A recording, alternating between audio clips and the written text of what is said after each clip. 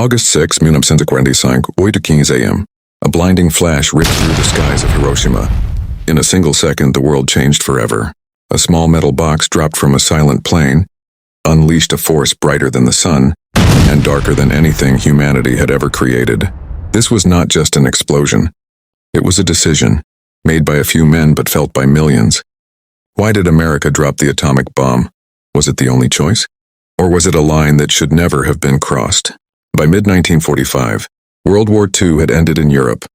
But in the Pacific, Japan refused to surrender. American troops faced fanatical resistance, soldiers and civilians, alike fighting to the death on islands like Iwo Jima and Okinawa. The cost was staggering, hundreds of thousands dead and still no end in sight. President Harry S. Truman, newly in office after Roosevelt's death, inherited both the war and a secret project that promised a terrible new power, the atomic bomb. American leaders faced a grim calculation: how to end the war without sacrificing an entire generation of young men.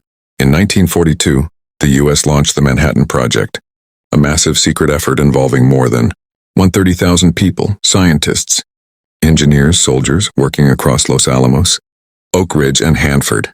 At its heart stood physicist J. Robert Oppenheimer, who famously said after the first successful test, that test trinity took place on July 16, 1945, in the desert of New Mexico.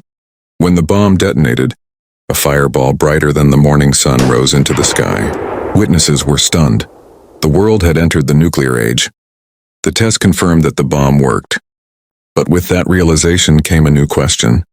Should it be used? Truman was briefed on the bomb shortly after becoming president. He was told it could end the war swiftly, but not everyone agreed it should be used.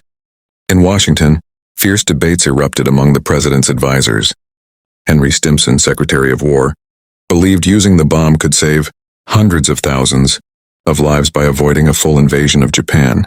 Others, like scientists Leo Szilard and James Frank, argued for a demonstration explosion to show Japan and the world the bomb's power without killing civilians. General Leslie Groves, the military head of the Manhattan Project, pushed for direct military use to justify the billions spent and prove U.S. dominance before the Soviet Union entered the war. Meanwhile, the Potsdam Conference, July 1945, brought Truman, Stalin, and Churchill together. There, the U.S. issued the Potsdam Declaration, demanding Japan's unconditional surrender, warning of prompt and utter destruction if they refused. Once the order was given, military planners selected targets that had not yet been heavily bombed, so the atomic bomb's effects could be clearly observed. Hiroshima was chosen for its military significance and because it was still largely intact. Other cities like Kyoto were considered but spared, partly for cultural reasons. The plan was to drop one bomb as soon as weather allowed, and another soon after if Japan still refused to surrender. Crews were briefed in secrecy. The mission was set for August 6, 1945, 2:45 a.m. A B-29 bomber named Enola Gay took off from Tinian Island. Inside it was a 9,000-pound uranium bomb.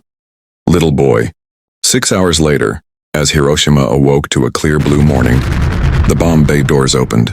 At exactly 8:15 a.m., Little Boy detonated 600 meters above the city. The explosion instantly vaporized everything within a mile. A firestorm followed, winds of 1,000 miles per hour, temperatures reaching 4,000 degrees Celsius. Within seconds, 70,000 people were dead. By the end of the year, radiation and injuries would bring the death toll to over 140,000. Eyewitnesses spoke of shadows burned into walls, of rivers filled with silent bodies, of survivors begging for water as their skin peeled away. 3 days later, on August 9th, another bomb, Fat Man, was dropped on Nagasaki. 40,000 died instantly. Tens of thousands more perished later. After the bombings, Japan's leaders finally moved toward surrender. On August 15th, Emperor Hirohito addressed the nation. The first time his people had ever heard his voice, announcing Japan's unconditional surrender.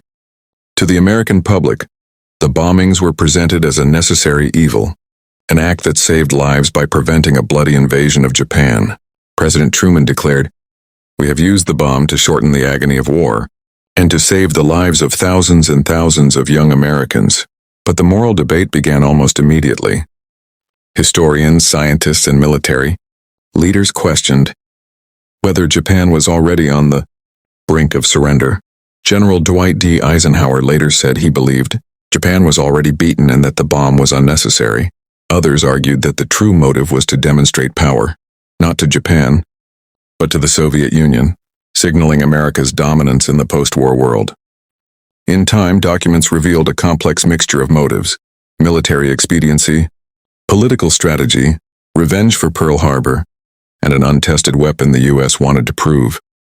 The atomic bombings ended World War II, but they also began something far greater: the nuclear age. Within years, the United States and the Soviet Union were locked in an arms race that threatened global annihilation. For survivors of the Hibakusha, life became a lifelong struggle with radiation, sickness, stigma, and trauma. Their testimonies would later fuel global anti-nuclear movements, reminding the world of what one flash of light could do. Oppenheimer himself became haunted by what he helped create. He was stripped of his security clearance during the Cold War, condemned by the very government he served. In his later years, he reflected, "The question remains, did America drop the bomb to save lives, or to show the world who held power? The truth lies somewhere between strategy and morality, between victory and vengeance." The atomic decision is not just a story about 1945. It's a story about us, our choices, our fears, and the price of power.